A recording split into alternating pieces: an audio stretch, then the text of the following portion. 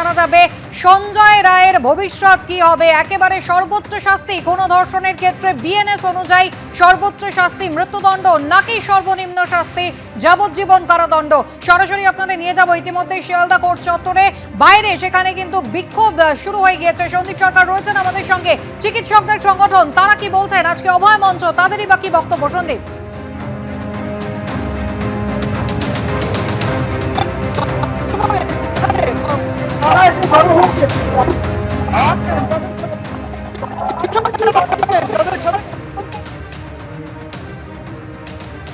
যোগাযোগ বিচ্ছিন্ন হয়ে গিয়েছে আমাদের প্রতিনিধি সন্দীপ সরকারের সঙ্গে। তবে ইতিমধ্যেই শিয়ালদা আদালত চত্বরে, সেখানে যদিও আজকে পুলিশ কোনো জমায়েতের অনুমতি দেয়নি এবং এত সেন্সিটিভ ইস্যু, এত গুরুত্বপূর্ণ হাই প্রোফাইল ঘটনা যার সাজা আজকে ঘোষণা হতে চলেছে আর কিছুক্ষণের মধ্যেই, সেখানে কিন্তু তাও প্রচুর মানুষের জমায়েত হয়েছে। সঞ্জয় রায়ের মা তিনি কি জানিয়েছেন দেখুন। এইটা হচ্ছে সেই মুহূর্তের ছবি যখন প্রেসিডেন্সি জেল থেকে বের করা হচ্ছে সঞ্জয় রায়কে। ঘড়ির কাঁটায় যখন 10:20, এরপর 10:40 শিয়ালদা কোর্টে নিয়ে যায় পুলিশ। সঞ্জয় রায়কে কোর্ট লকআপে রাখা হয় এবং তারপর বিচারক যখন 210 নম্বর ঘরে প্রবেশ করেন, কোর্টরুমে প্রবেশ করেন, তারপর তিনি নির্দেশ দেন এজলাসে সঞ্জয় রায়কে আনার জন্য।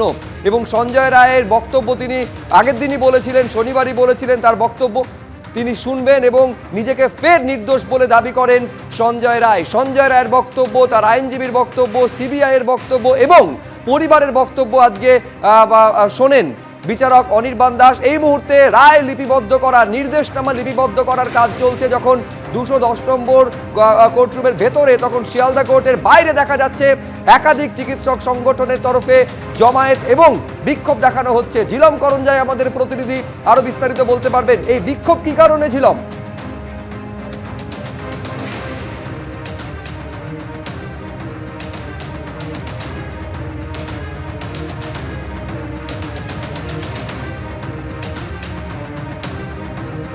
আপনারা জানেন যে এই জমায়েতের জন্য একেবারে অনুমতির জন্য আবেদন জানানো হয়েছিল অভয়া মঞ্চের তরফে, কিন্তু স্পষ্টত গতকাল মাঝরাতে মেল করে এই অনুমতি দেয়নি কলকাতা পুলিশ। কিন্তু তারপরেও দেখতে পাচ্ছেন চিকিৎসক সংগঠনের প্রচুর সদস্য তারা কিন্তু এসে উপস্থিত হয়েছেন।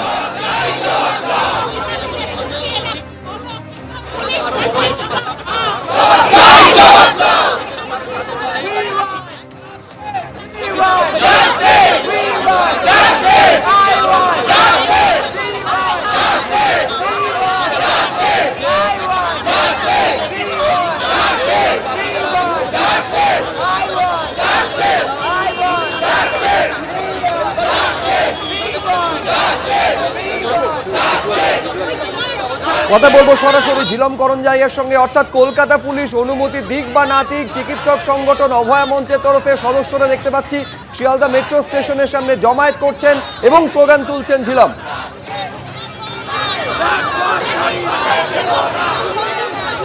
একদমই দৃশ্যটা দেখতে পাচ্ছ, আমার সহকর্মী শান্তনু দেখাচ্ছে এই অভয়া মঞ্চের পক্ষ থেকে যারা এসছেন তারা এখানে জমায়েত করেছেন।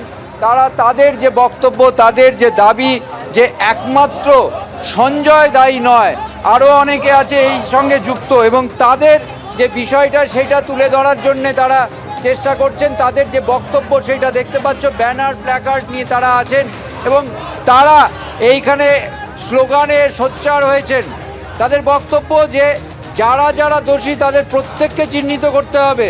সঞ্জয়কে যে শাস্তি দেওয়া হচ্ছে সর্বোচ্চ শাস্তির তারা দাবি করছেন, কিন্তু একই সঙ্গে তার সঙ্গে যারা যারা এটাই যুক্ত ছিল, যারা এই যে ঘটনা, ধর্ষণ, খুন, এই যে ঘটনা তার সঙ্গে যারা যারা যুক্ত, যারা কভার আপ করছিল, যারা এটাকে ধামাচাপা দেওয়ার জন্য যুক্ত ছিল, তাদের প্রত্যেককে চিহ্নিত করে তাদেরকে শাস্তি দিতে হবে। শুধু সঞ্জয়ের শাস্তিতে থেমে থাকলে চলবে না এবং সেই দাবিতে তারা সোচ্চার হয়ে এখানে তারা বিক্ষোভ দেখাচ্ছেন। এবং তোমাকে জানিয়ে রাখবো, অভয়া মঞ্চ, জয়েন্ট প্ল্যাটফর্ম অফ ডক্টরস, তাদের পক্ষ থেকে এই যে জমায়েত, সেই ডাক দেওয়া হয়েছিল, পুলিশের পক্ষ থেকে এই জমায়েতের অনুমতি দেওয়া হয়নি। তবুও পুলিশের এই যে বক্তব্য, তাদের যে নির্দেশ, তাদের অনুমতি না দেওয়াকে উপেক্ষা করে তারা এখানে জমায়েত করেছে। আমার সহকর্মীকে দেখাতে তাদের যে দাবি, সেই দাবিটা কিন্তু স্পষ্ট করে তারা তুলেছে যে তারা এটাই বলছেন যে সঞ্জয় একা দোষী নয়, সঞ্জয় একা দোষী নয়, সেটাই তারা স্পষ্ট করে তারা বক্তব্য এটাই দেখাচ্ছেন এবং এইখানে স্লোগান দিচ্ছেন এবং তারা যতক্ষণ না এই বিচারের বক্তব্য রায় যতক্ষণ না ঘোষণা হচ্ছে ততক্ষণ তারা থাকবেন, তেমনটাই দাবি করেছেন।